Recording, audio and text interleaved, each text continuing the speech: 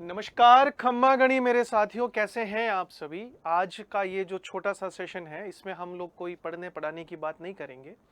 Actually ये session मुझे इसलिए ज़रूरी लगा क्योंकि मेरे जो बीएसटीसी के छोटे भाई बहन हैं उनमें से कई जने, अक्सर मैं अगर ये कह दूं तो अधिकतर जो मेरे स्टूडेंट हैं, अधिकतर जो मेरे भाई बहन हैं वो 12th पास होंगे, या यूं कहो कि उनमें से कई जने या ज़्यादातर जो होंगे वो पहली बार ओएमआर सीट पर आधारित कोई एग्ज़ाम दे रहे होंगे। तो ऐसे में उन्हें अपनी पढ़ाई के साथ साथ, उन्हें अपने तमाम चीज़ों के साथ साथ में ओएमआर को लेकर के क्या सावधानी बरतनी है, उसे कैसे भरना है, उसमें किन किन चीज़ों का ध्यान रखना है, क्या एक छोटी सी गलती उन्हें एग्ज़ाम की उस रेस से बाहर कर देगी, या वो तमाम चीज़ें जो कहीं ना कहीं परीक्षा हॉल में पूरे मनोयोग के साथ, सावधानी के साथ में और कई सारे एहतियात बरतते हुए, आपको ध्यान रखते हुए अपनी ओएमआर को फिल करना है। तो आइए एक बार छोटे से इस सेशन में हम बारीक तरीके से ओएमआर और परीक्षा पर आधारित उन तमाम तथ्यों पर डिस्कस कर लेते हैं। अगर मैं सबसे पहले बात करूं कुछ सामान्य जानकारी की, तो आपको जो है कुछ बेसिक चीज़ें आपको पता रखनी है। जैसे आपकी परीक्षा की तिथि घोषित हो चुकी है 20 मई, है ना। बहुत जल्द ही आप अपनी परीक्षा के अंदर बैठने वाले हैं। टोटल जो अंक होने वाले हैं वो 600 होने वाले हैं। प्रश्न की संख्या की बात करें तो 200 बहुविकल्पीय यानी एमसीक्यू पैटर्न पर आपके क्वेश्चन आने वाले हैं। उसमें अगर मैं समय की बात करूं तो आपको 3 घंटे जो है वो दिए जाएंगे, यानी एग्जाम 2 पारियों में होंगे, दोनों पारी में आपको 3-3 घंटे का समय दिया जाएगा। तो ये चीजें आपको पता ही है, खैर, और नहीं पता है तो ध्यान रखना है आपको, ठीक है। दूसरी बात ये कि परीक्षा जो है वो पूरी तरह से ऑफलाइन यानी पेन पेपर ओएमआर मोड में आयोजित की जाएगी, यानी कि ऑफलाइन एग्जाम होने वाले हैं, ऑफलाइन सेंटर पर जाकर के एग्जाम देने हैं। आपको पेन अपने साथ में रखने हैं, 2 से 3 पेन अपने साथ रखने हैं, और जो जिस पेन का निब जो मोटा होता है ना, एक तो होता है जो नुकीला बिल्कुल बारीक तरीके से लिखा जाता है, वो नहीं, जिसका मोटा निब होता है ना, वो पेन साथ में रखना, क्योंकि टेक्निकली ये मदद करता है कम समय में आपके गोले करने में, ये बड़ी अहम भूमिका निभाता है। तो ऐसे कई सारे मार्केट में पेन मौजूद होते हैं जिनकी निब जो है ना वो थोड़ी सी मोटी होती है, तो वो पेन आपको अपने साथ रखना है, 2 से 3, ध्यान रखना। ओएमआर मोड में होगी, यानी ओएमआर शीट दी जाएगी आपको, जिसमें आपको कुछ बारीक चीज़ों का ध्यान रखना है, कुछ नेसेसरी चीज़ों का ध्यान रखना है, और फिर उस एग्ज़ाम को आपको उस एग्ज़ाम को अटेंड करना है। उसके पहले आपको मैं आपके शिफ्ट और टाइमिंग का पता एक बार बता दूं क्या रहेगा। पहली जो शिफ्ट आपकी होगी वो सुबह 9 बजे से 12 बजे के बीच में रहने वाली है, यानी 9 से 12, 3 घंटे का समय हो चुका है। लेकिन गेट बंद हो जाएंगे 8:30, है ना। 8:30 बजे के बाद में आपकी एंट्री जो है वो बंद है, ध्यान रखना भाई। वहां पर जो सुरक्षा कर्मी होंगे, जो आयोजक होंगे, वो आपके उस सेंटर का गेट बंद कर देंगे। कितनी बजे? 8:30 बजे, यानी 8:30 बजे के बाद में आपको अंदर नहीं जाने दिया जाएगा। तो आपकी जो रिपोर्टिंग टाइम है वो 8:30 से पहले होनी चाहिए। ये बात आपको अच्छे तरीके से अपने दिमाग में बैठा लेनी है। पापा को, भैया को, जो भी आपको छोड़ने जा रहा है, आप अगर अकेले भी जा रहे हो तो आपका पहला जो दायित्व बनता है वो इस टाइमिंग को लेकर बनता है, क्योंकि ये पहला पड़ाव है। अगर इस पहले पड़ाव को ही आप ढंग से पार नहीं कर पाओगे तो यहां तक तो पहुंच ही नहीं पाओगे आप। यानी कि समय का बहुत हमें ध्यान रखना पड़ेगा, और तय समय के हिसाब से 8:30 से पहले पहले हमें रिपोर्टिंग करानी है। मैं तो कहता हूं कि 10-15 मिनट पहले ही करवा देना, या मैं तो यूं कहता हूं कि 9 बजे एग्जाम है ना, तो आप तो वहां पर 8 बजे जाकर बैठ जाना भाई।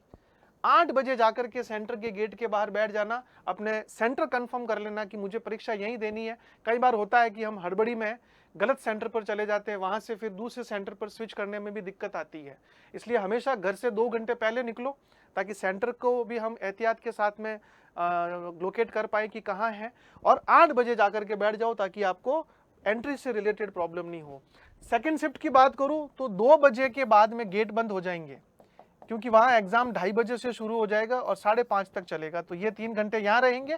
तो यहाँ पर भी आपको लगभग, मैं मान के चलूं, आपको 1 से हाँ, आपको 1 से 1:30 बजे के बीच में यहाँ जाकर के बैठ जाना है।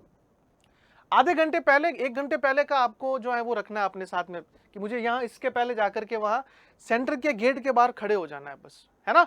ये ध्यान रखना आपको।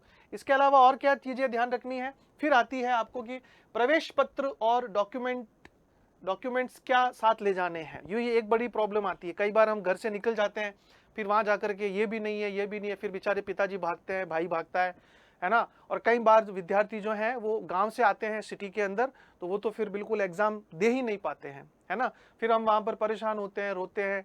और देखो एग्जाम की स्ट्रिक्टनेस होनी भी चाहिए, है ना, क्योंकि एंट्रेंस एग्जाम हो जाए चाहे कॉम्पिटिटिव एग्जाम्स हो, सबके अंदर जो है वो कड़ाई अपनानी चाहिए। क्योंकि जिस तरीके से पेपर आउट होते हैं, जिस तरीके से ये जो मिसमैनेजमेंट होता है, इसके लिए विद्यार्थियों को भी इसमें सपोर्ट करना चाहिए, स्टूडेंट्स को भी इसके अंदर सहयोग देना चाहिए कि आपको अपनी सारी चीज़ें, जब एडमिट कार्ड आपको 7-8 दिन पहले जब डाउनलोड कर दिए गए हैं, तो आपको सारी चीज़ों का ध्यान रख करके इन सभी चीज़ों का ध्यान रखना है।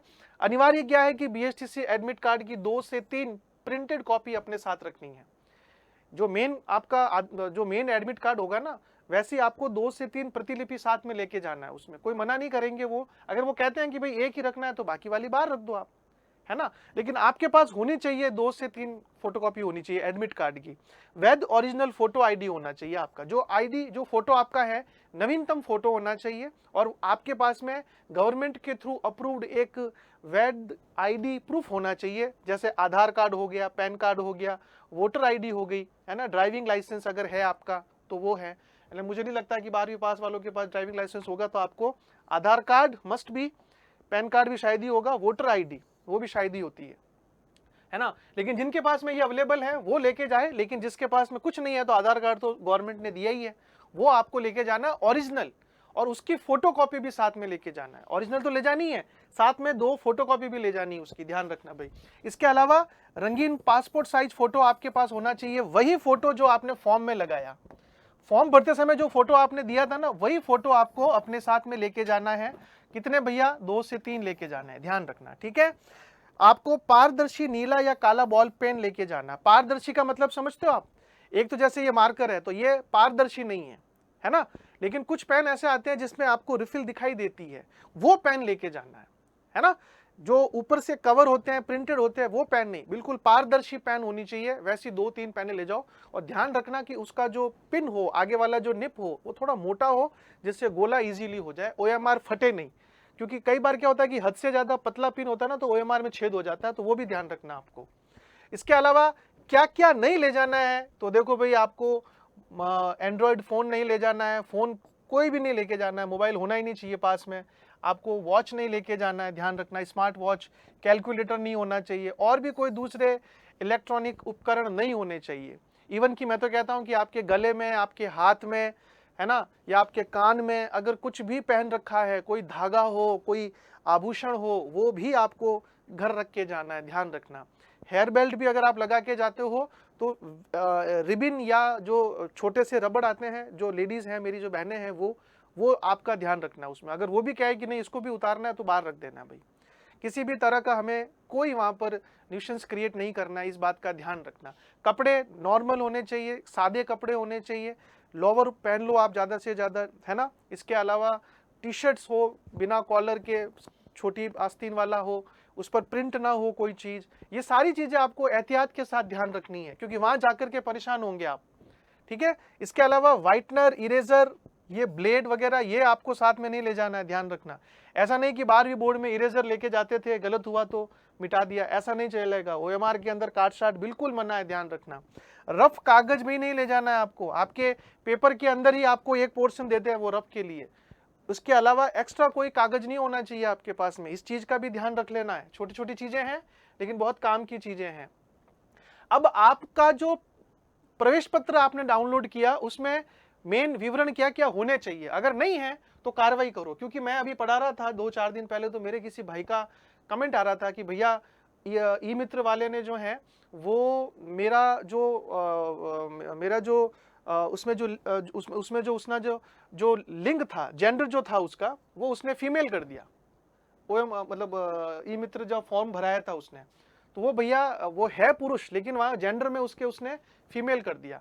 तो वो बड़ा परेशान हुआ बच्चा, तो वो कह रहा था कि भैया मैं क्या करूँ। तो मैंने उसको कहा, मैंने कहा भाई आपके वहाँ पर कोई भी कॉन्टैक्ट नंबर होंगे, हेल्पलाइन नंबर दे रखे हैं, ये देखो यहाँ पर दिख रहा है आपको, 7878761702, 7878, है ना, 7878760165, या ईमेल भी है यहाँ पर, ये देखो।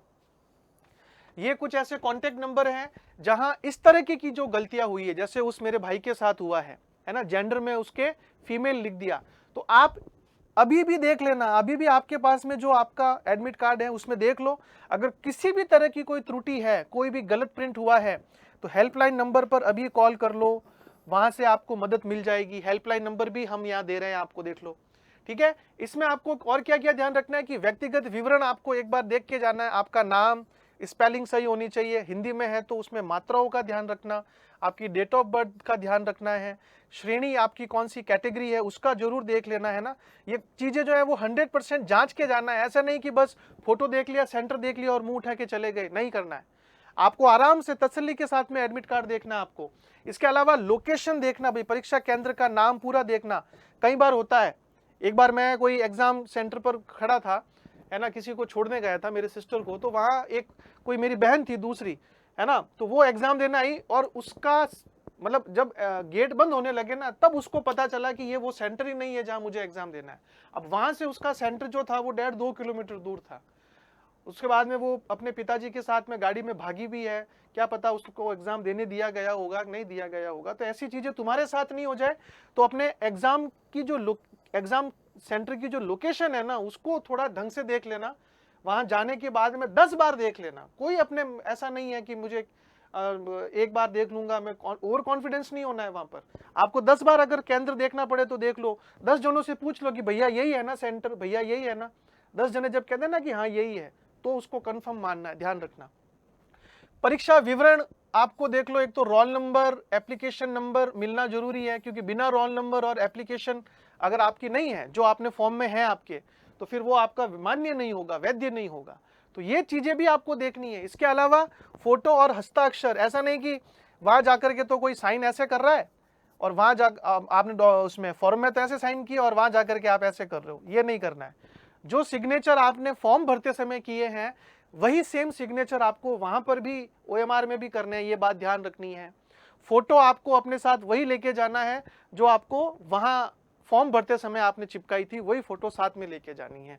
तो ये कुछ बेसिक बारीकियां हैं जिनका आपको स्पेशली ध्यान रखना है, क्योंकि एडमिट कार्ड में ये गलतियां अगर कहीं है, साइन को लेकर के, फोटो को लेकर के, या फिर आपके विवरण, जन्म डेट को लेकर के, नाम को लेकर के, तो अभी भी ये हेल्पलाइन नंबर है, इस पर बात कर लीजिएगा, अभी भी 2 दिन का समय है। अब आते हैं हम ओएमआर सीट के अंदर कि भाई ओएमआर सीट में हमें क्या क्या चीजों का ध्यान रखना है। तो ये इस तरह की आपको देखो एक सीट मिलेगी, मैंने इसकी फोटो यहाँ चिपकाई है भाई, है ना, ठीक है। ये बिल्कुल एक कॉपी हमने लगाई है, इसका जो है वो किसी एग्जाम से या किसी संस्था से, किसी बोर्ड से कोई ताल्लुक नहीं है। ये हमने एक एग्जाम्पल के तौर पर यहाँ पर इसको सेट किया हमने, ठीक है। इसमें आपको क्या क्या ध्यान रखना है, देखो सबसे ऊपर इसमें जोन बांटे हमने, जोन ए हेडर जिसको हम कहते हैं, इसमें रोल नंबर और बुकलेट कोड भरने का स्थान दिया जाएगा। ये सबसे संवेदनशील हिस्सा है, स्कैनर सबसे पहले इसको पढ़ता है, यानी कि यहां पर आपका ये जो पोर्शन है इसमें स्कैनर सबसे पहले जाएगा। जहां आपको क्या क्या करना है, एक तो आपको रोल नंबर भरना है अपने, ये देखो यहाँ रोल नंबर दे रखे हैं।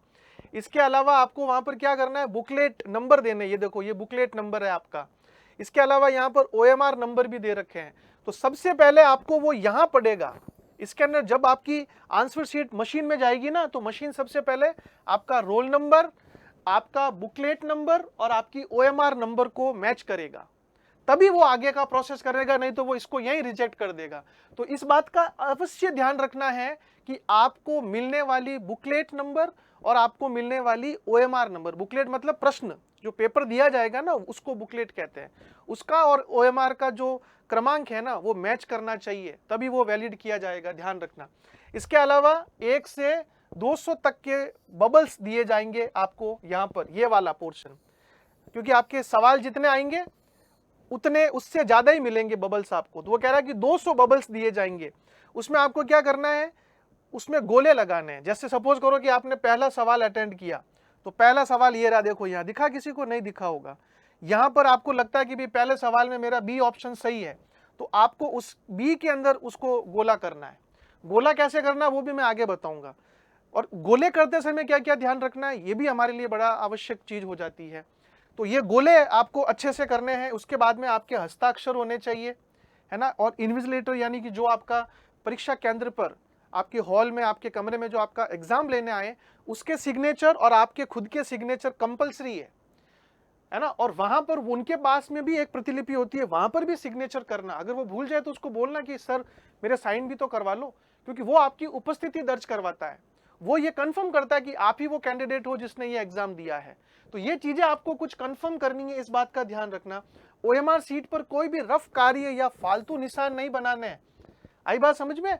हाँ, जैसे अपन बोर्ड एग्जाम में एग्जाम देने के बाद क्या करते थे, पेपर पर बैठे बैठे कुछ भी बना दो। जैसे लड़कियां जो थी वो मेहंदी के कुछ ना कुछ बनाती रहती थी, ऐसा यहाँ नहीं चलेगा।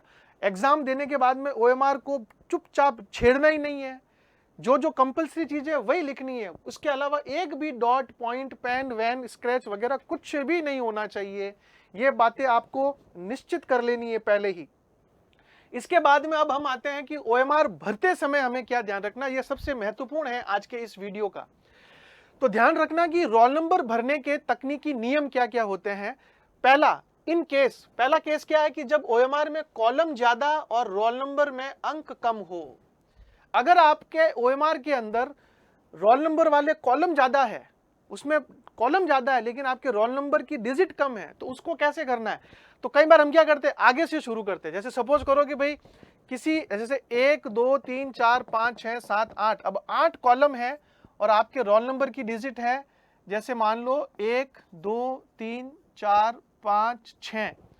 अब आपकी डिजिट तो है 6, कॉलम है 8, कैसे भरोगे। तो कभी भी आगे से शुरू मत करना है। ऐसा नहीं कि यहां लिख दो आप 1 2 3 4 5 6, पीछे खाली रह जाएगा, नहीं, हमेशा पीछे से शुरू करना है। जैसे आपका लास्ट वाला डिजिट क्या है 6, तो 6 को यहां रखो, 5 को यहां रखो, 4 को यहां रखो, 3 को यहां रखो, 2 को यहां रखो, 1 को यहां रखो। अब आगे के जो 2 बच गए उसको छोड़ दो। ऐसे क्रॉस मत लगाना, यहां जैसे क्रॉस लगाए ना वैसे आपको नहीं लगाना है, आपको तो सिर्फ छोड़ देना है, इसको कुछ भी नहीं करना है। आई बात समझ में? क्योंकि ओएमआर जो मशीन होगी ना वो पीछे वाली डिजिट को पकड़ेगी। जो पीछे वाली जो डिजिट होती है ना वो कंपलसरी होती है। पीछे की जो 3 डिजिट है, हमारे एटीएम कार्ड में भी पीछे की 3 डिजिट ही वैलिड होती है। उसी तरह यहां पर भी पीछे की 3 डिजिट, 4 डिजिट आना अवश्य है, जरूरी है। इसलिए आगे के कॉलम खाली रह जाए चलेगा, पीछे के नहीं रहने चाहिए, नहीं तो वो मान्य नहीं होगा। ठीक है, ग्रिड के दाई ओर से अंक भरना शुरू करे, बाई ओर के खाली कॉलम को वैसे ही छोड़ दे। वही वाली बात मैंने बताई आपको। दूसरा ये कहता है जब रोल नंबर में अंक ज्यादा और ओएमआर में कॉलम कम हो, जब इसका उल्टा हो जाए। ऊपर तो यह था कि कॉलम ज्यादा थे, रोल नंबर की डिजिट कम थी, यहां रोल नंबर की डिजिट ज्यादा है, कॉलम कम है, तो क्या करेंगे। तो अपने रोल नंबर के शुरुआती कोड जैसे वर्ष या कोर्स कोड को छोड़ दे और अंतिम अंकों को भरे, क्योंकि वे आपकी विशिष्ट पहचान होते हैं। आई बात समझ में? जैसे सपोज करो कि आपके रोल नंबर है 1 2 3 4 5 6 7 8 9 10, मतलब 9 मान लो आप। अब आपके कॉलम दिए हुए हैं यहाँ पर 1 2 3 4 5 6, 6 कॉलम है, डिजिट हो गई 9। क्या करेंगे, पीछे के भरो, यहाँ पर पीछे से भरना शुरू करो। तो सबसे पहले 9, फिर 8, फिर 7, फिर 6, फिर 5, फिर 4। अब आगे के 1 2 3 जो है ना वो अगर नहीं भी आएंगे तो चल जाएगा, कोई बात नहीं, लेकिन लास्ट की डिजिट आनी जरूरी है। ये बात मैंने यहां पर भी कही थी आपको। लेकिन ऐसा होता नहीं है कि कॉलम कम हो या डिजिट ज्यादा हो, डिजिट कम हो कॉलम ज्यादा हो। ओएमआर में जितने आपके रोल नंबर में डिजिट होते हैं ना, कॉलम उतने ही आते हैं। लेकिन फिर भी अगर आ जाए तो हमेशा पिछली डिजिट्स को हमें प्राथमिकताएं देनी है दोनों जगह।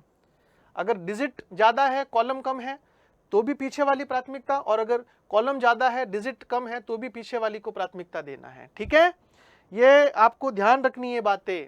उसके अलावा बबल्स कैसे भरे, गोले कैसे करें। अब आप जो गलतियां करते हो वो बताता हूं। कई जने क्या करते हैं, भाई ये गोला है, इसमें आधा भर देंगे आधा छोड़ देंगे, ये गलत है, मशीन इसको पढ़ेगी नहीं। आप तो राजी होके आ गए कि मैंने ए ऑप्शन सही कर दिया, लेकिन तुमने ए ऑप्शन अगर ऐसे दिया है, आधा भरा आधा छोड़ दिया, तो वो मान्य नहीं होगा, 0 नंबर। दूसरा, आपने अगर गोलों के अंदर सही और गलत लगा दिए, ऐसे निशान लगा दिए सही और गलत, तो भी दोनों गलत है। या फिर आपने सोचा कि मेरे पास समय है नहीं, मैं तो फटाफट ऐसे ऐसे ऐसे ऐसे कर देता हूं गोले में, तो भी गलत है। गोला तभी पूरा माना जाएगा जब उसको ऐसे भरोगे तुम, पूरा एकदम ब्लैक होना चाहिए वो। अगर ब्लू से भर रहे हो तो एकदम ब्लू होना चाहिए, पूरा यूं ऐसे, एक भी स्थान खाली नहीं छोड़ना चाहिए उसमें। तो ये आपके सारे गलत है भरने के तरीके। अगर कोई ऐसा भरता है तो नहीं भरना है। सही तरीका कौन सा है? ये वाला सही तरीका है। तो गोला जब भरो तो ऐसे भरना, पूरा उसको काला करना है, और ज्यादा जोर भी मत देना कि उसमें खड्डा हो जाए। नॉर्मली ध्यान रखना इस बात को। आधा भरना गलत है, टिक लगाना भी गलत है, क्रॉस लगाना गलत है, हल्का भरना भी गलत है। काले या नीले बॉल पेन से गोले को पूरी तरह गहरा रंगना है। बाहर भी नहीं जाना है, ऐसा नहीं कि इसके बाहर चले गए ऐसे ही, बाहर भी गए तो भी गलत है। उसकी बाउंड्री के अंदर अंदर ही करना है, ध्यान रखना भाई, ठीक है। चलो अगली बात, ओएमआर की 5 सबसे बड़ी गलतियां जो हमको ध्यान रखनी है। क्या क्या? बुकलेट सीरीज की गलती, ए की जगह सी कोड भर देना। अगर आपको जो बुकलेट मिली है वो अगर ए सीरीज की है और आपने जल्दबाजी में ध्यान नहीं रहा और ओएमआर के अंदर अगर सी भर दिया तो वो ओएमआर आपकी किसी काम की नहीं रहेगी, किसी काम की नहीं रहेगी। भले आपने अच्छे नंबर लिया है, आपका सिलेक्शन हो रहा है, लेकिन अगर वो बुकलेट गलत भर दिया तो गए काम से। तो मैंने क्या कहा, पूरा चेता लगा करके आपको ओएमआर भरनी है। 3 घंटे का समय मिलेगा, बहुत होता है। दूसरा, अगर आपने डबल गोले भर दिए, जैसे सपोज करो कि आपको 1 2 3 4 गोले दिए, आपको लगा कि मेरा ऑप्शन आया है ए सही, आपने पहले ए में भर दिया गोला, फिर आपको लगा कि अरे नहीं नहीं ए तो गलत है, ऑप्शन तो सी था, तो फिर आपने सी में भी भर दिया, गलत हो जाएगा। क्योंकि एक क्वेश्चन के लिए एक ही बबल भरना है। अगर एक क्वेश्चन में एक से ज्यादा बबल भर दिया तो वो गलत है। कैसे, मैं आपको बता दूं एग्जांपल देकर। ओएमआर लाते हैं, मैं उसमें बताता हूं। जैसे सपोज करो कि आपका क्वेश्चन है 6, आपको लगा कि इसमें ए ऑप्शन है, तो आपने पहले तो ए में गोला भर दिया, फिर आपको लगा कि अरे नहीं नहीं नहीं नहीं सी है, ए गलत है, तो फिर आपने सी में भी गोला भर दिया। तो ये पूरा ही सवाल अमान्य घोषित होगा, वो सवाल मान्य नहीं होगा आपके लिए, ध्यान रखना। ये बेसिक चीजें हैं। दूसरा, तो डबल बबल नहीं भरने हैं। उसके बाद गलत प्रश्न क्रमांक 15 का उत्तर ओएमआर 16वें नंबर में भर देना। अब आपको नंबर दे रखा है, जैसे सपोज करो, इधर आओ वापस ओएमआर की तरफ।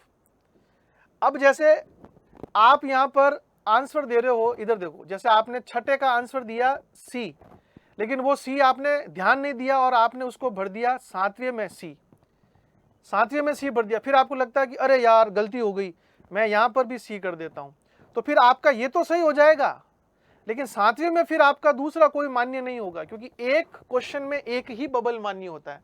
तो आंसर को भी देख के भरना है कि मुझे कौन सा आंसर देना है, कौन सा नहीं देना है, कंफर्म करके फिर ही गोला लगाना, ध्यान रखना भाई। इसके अलावा व्हाइटनर का यूज नहीं करना है। ऐसा नहीं कि मैंने ए भर दिया, गलत हो गया, व्हाइटनर घुमा दूं और फिर दूसरा सही कर दूं, नहीं करना है। व्हाइटनर का यूज ही नहीं करना है आपको, इसीलिए पूरा ध्यान देकर के फिर ही आपको गोला लगाना है। रोल नंबर में ओवर राइटिंग नहीं करनी है।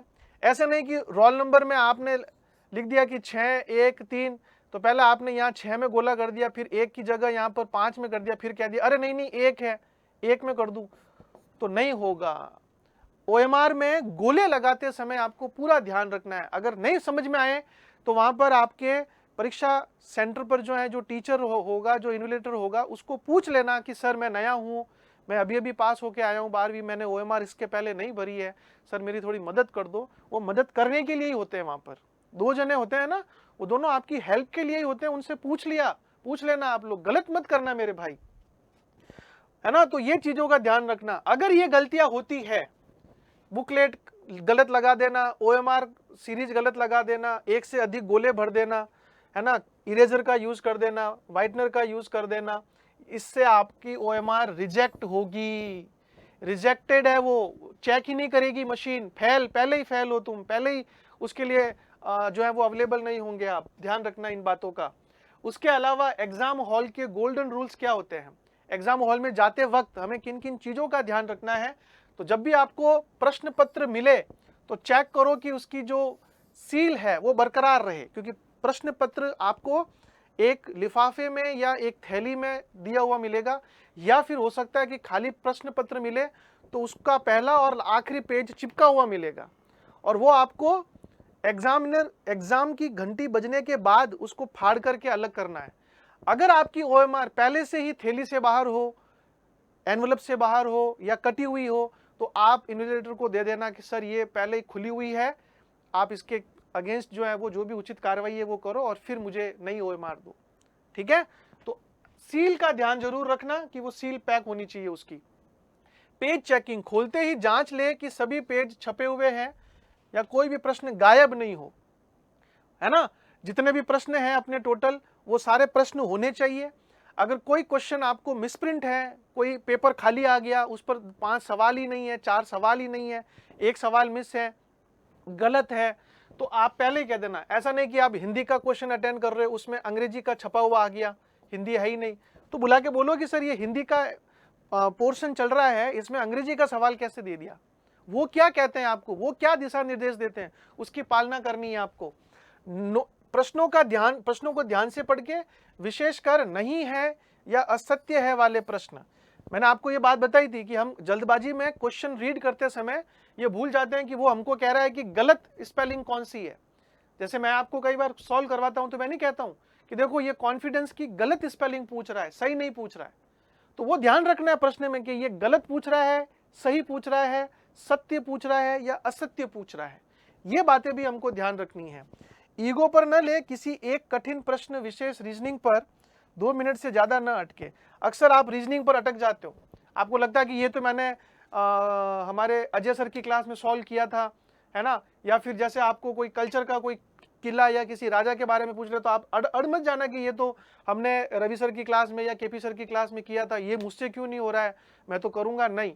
अगर थोड़े समय के लिए वो आपके माइंड सेट से बाहर चला गया है तो उसको छोड़ दो, वहां 1 से 2 मिनट दे दो, उसके बाद आगे बढ़ो। 1 से ज्यादा समय देना वो खराब है, क्योंकि उससे तुम्हारे ईगो तो सेटिस्फाई हो जाएगा लेकिन आगे के सवाल छूट जाएंगे। तो समय का ध्यान जरूर रखना भाई, है ना। इसके अलावा उपस्थिति पत्रक पर हस्ताक्षर करना ना भूले वरना अनुपस्थित। मैंने कहा ना कि वो जो इन्विजिलेटर होगा वो अपने साथ में एक पन्ना लेकर आएगा, उस पर आपके साइन करने जरूरी है। अगर वो भूल जाए तो उसको कहना सर सिग्नेचर कराओ मेरे, क्योंकि नहीं तो तुम हॉल में उसके उस पेपर के हिसाब से तो तुम परीक्षा दी नहीं, तुमने तुम्हारी ओएमआर शीट भरी किसने फिर। तो वो तुम्हारी उपस्थिति है, एक तरह से अटेंडेंस है, वहां साइन करने नहीं भूलने आपको। इसके अलावा हमें एग्जाम हॉल में जाने से पहले एक रात पहले क्या क्या ध्यान रखना है, हमें अपना पूरा किट तैयार कर लेना है, जिसमें एडमिट कार्ड हो, फोटो आईडी हो यानी आधार कार्ड हो, 2 काले या ब्लू बॉल पेन हो, पारदर्शी पाउच में रखे। अगर पाउच ले जाने का आदत ही है किसी को तो पारदर्शी होना चाहिए, उसमें सब दिखना चाहिए, ट्रांसपेरेंट होना चाहिए वो आपका पाउच। और नहीं तो जेब में ले जाओ ना, क्या प्रॉब्लम है। आराम 7 से 8 घंटे की पर्याप्त शांत नींद ले, यानी 19 तारीख को आपको शाम को, 19 तारीख का जो दिन है ना, उस शाम को आपको कम से कम पढ़ाई करनी है, ध्यान रखना। मैं भी कोशिश करूंगा कि 19 तारीख को आपके सिर्फ एक मैराथन हो जाए कोई, उसके अलावा हमारे इस प्लेटफॉर्म पर कोई क्लास नहीं चले आपकी 19 तारीख को, जिससे आप आराम से नींद लो, हल्के फुल्के कुछ जो भी पढ़ना है पढ़ लो, लेकिन ज्यादातर माइंड को चिल करो, है ना। शांत मन से जाना है, आराम से नींद लेनी है, नहीं तो चक्कर आएंगे, है ना, वहां पर जी मचलेगा, पेट में गड़बड़ी होगी, क्योंकि ये कुछ चीजें होती है जो हमें डिप्रेस करती है अंदर से, उनका ध्यान रखना है। इसके अलावा परीक्षा केंद्र की लोकेशन, यात्रा का समय गूगल मैप पर पहले देख लो, लोगों से पूछताछ कर लो, पापा को समय पर कह देना पापा ये कहाँ है, 10 बार पूछो, पापा ध्यान रखना, पापा ध्यान रखना, यही है ना, यही है ना। वो चिंता होनी चाहिए केंद्र को लेकर के। याद रखे, आपका शांत दिमाग और आत्मविश्वास ही आपकी सबसे बड़ी ताकत है। ये हमारे सिलेक्शन हब का मैसेज है आपको, ये हमारे एसएच का मैसेज है कि आपको एग्जाम में शांत रहना है और आत्मविश्वास से भरपूर रहना है कि अगर मेरा नहीं हुआ तो किसी का नहीं होगा। परीक्षा में वही आएगा जो मैंने पढ़ा है, नहीं तो कुछ भी नहीं आएगा। ये विश्वास, ये जुनून, ये ताकत आपको अपने अंदर रखनी है और आपको बढ़िया तरीके से परीक्षा देनी है। सिलेक्शन हब की पूरी टीम की तरफ से राजस्थान बीएसटीसी 2026 के लिए आप सभी भाई बहनों को ढेर सारी शुभकामनाएं। ध्यान रखिएगा और तरीके से परीक्षा दीजिएगा। ये सारे नियम, ये सारी चीजों का ध्यान रखिएगा। जय हिंद, जय भारत, जय जय राजस्थान।